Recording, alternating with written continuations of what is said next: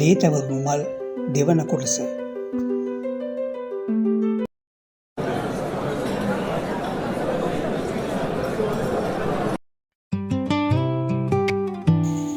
Miss patient කොහොමද දැන්? හැඟී මැඩගත් ඉන්දීවරේ අසල උන් හෙදියගෙන් විමසීය. ඊයේ සිහිය ආවා ඩොක්ටර්. ඒත් මුකුත් විස්තරයක් කිව්වේ නෑ. අඩුම තරමින් අයිඩෙන්ටිටියක්වත් ළඟ නෑ.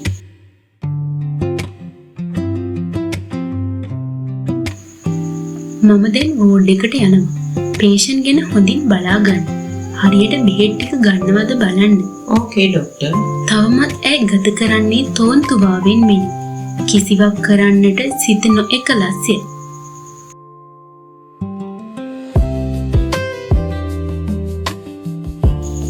වෛද්‍යවරියසේ කටයුතු පමාවකින් තොරව නිම කළාය. මේ නිවසිල්ල තමාගේ රෝගියා දකින තුරුය. ඇය ඉක්මන් ගමනින් හදිසි අනතුරු ඒකකයේ විත පිය එසවීය.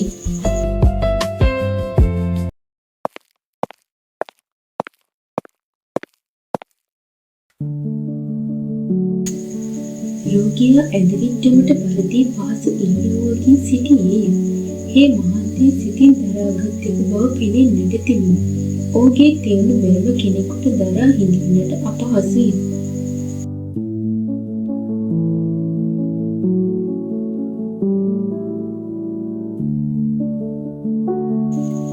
ජීවිතයේ අහිමිව ගිය දෙයක පසුතැවීම එතෙක් යට විපරම් කළ විටදී පෙනිය. මිස් දිනෙලි, මගේ පේෂන්ට්ගේ එක්ස්රේ රිපෝට් එක කොහොමද? ඉන්දීවරීය රෝගියා වෙත යාමට මත්තෙන් හෙදියගෙන් විමසුවාය. එතරම් ප්‍රශ්නයක් නෑ ඩොක්ටර්. දකුණු කකුලේ පොඩි ක්‍රැක් එකක් තියෙනවා.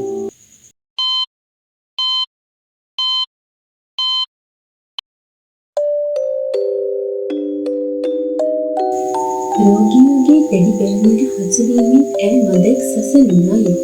ප්‍රියකර සිනහාවක් මුව මුලට කැඳා ගැනීමෙන් සසලිත සිත මුවකොට ගැනුවට ඔහු උත්සාහ ගත්තීය. තන්වට ලැබුණු පිළිතුර සිනාව අන්ත අසරණයේ ඇයට සිටින.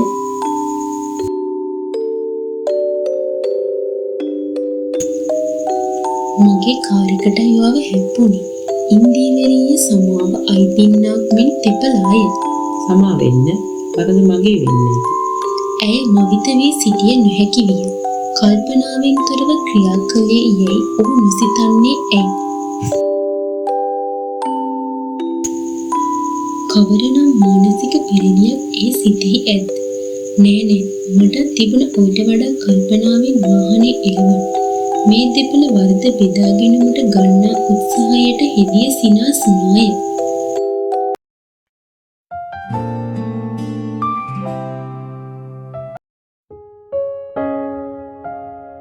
කාට හරි දන්වන්න ඕනේද? හෙතෙම හිස සැලීය. එහෙනම් ඔයාට අවශ්‍ය දෙයක් නැත යන්න හේ නැවත හිස සැලීය. ඔයාට කරදරයක් වුණේ නැති එක වාසනාවක්. මම වාසනාව ගැන විශ්වාස කරන මිනිහෙක් නෙවෙයි.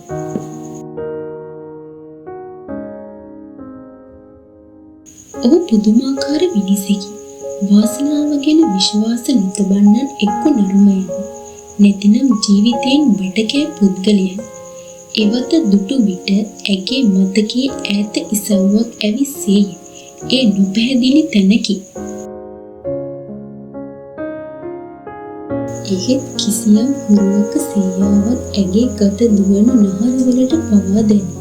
ඒ සංසාරගත දැනීමක්ද නොමැතිව මනසට සාරී වූ වස්තු විෂයක් දැකීමට ඉන්දීවරියට නොපුළුවන.